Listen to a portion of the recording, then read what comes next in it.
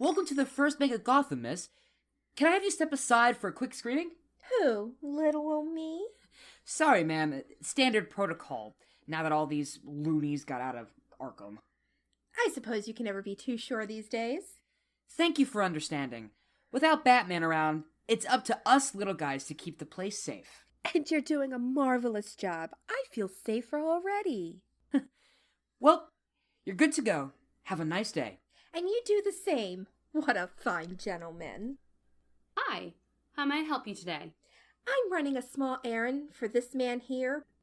Perhaps you've heard of him, Mr. Roman Sionis. Mr. Sionis. Yes, Well, you know Bad Boy Roman and his girls. One for every day of the week. Well, I'm Tuesday. Or at least this week's Tuesday. That last poor girl took getting dumped really hard, actually. Poor darling. Could you be a dear and help me with keeping my position? What can I do? Mr. Sionis wants to make sure that this diamond ring gets into his family's vault. I can do that right away. Just fill out this paperwork and... Oh, no. Dear, that won't do.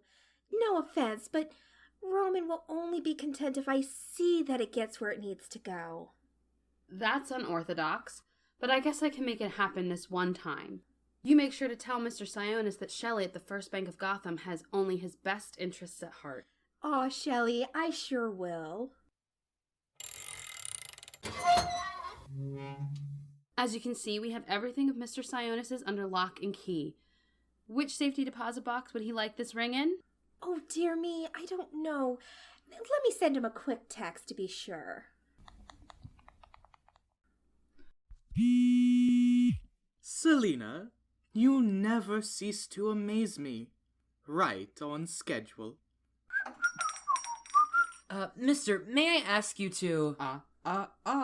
But now that you mention it, I have a question for you. A cat walks into a repository with a bauble of such rubbish that it is... Look, mister, I need you to either step aside or... You didn't let me finish. Fine then, we'll jump into the punchline.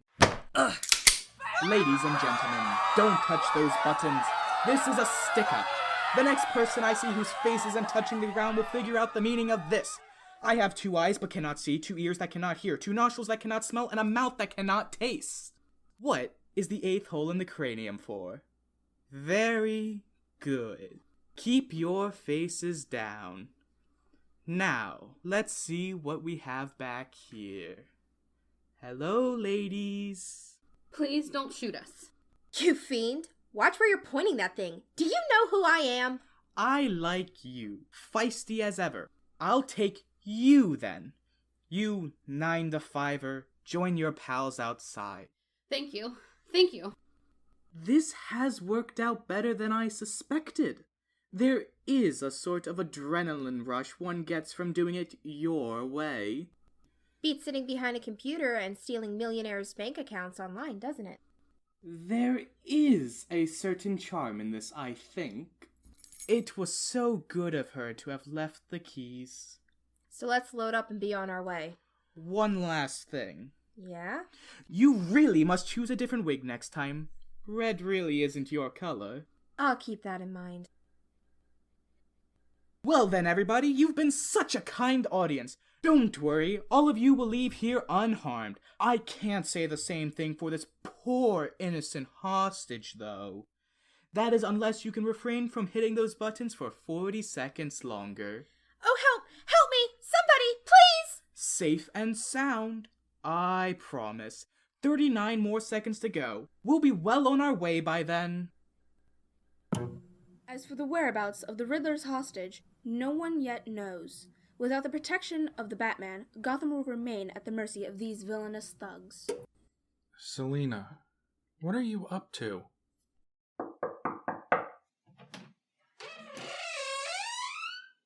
Master Bruce, Dr. Strange has arrived. Thank you, Alfred. Let him in.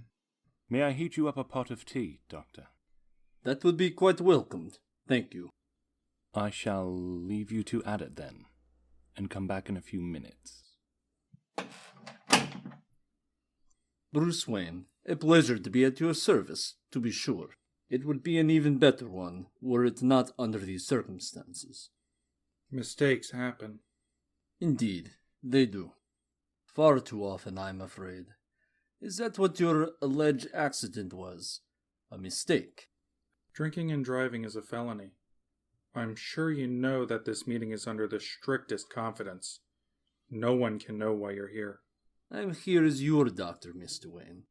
I would lose my ability to practice psychiatry if I echoed anything that was said to me in a professional setting such as this. Then we're at an understanding. Indeed. How do we begin? Too common a question. We begin wherever you like. I am not here to force anything. I will ask questions when pertinent. That's not exactly an answer. Very well. Tell me, why call me here? What prompted you to have me sought out?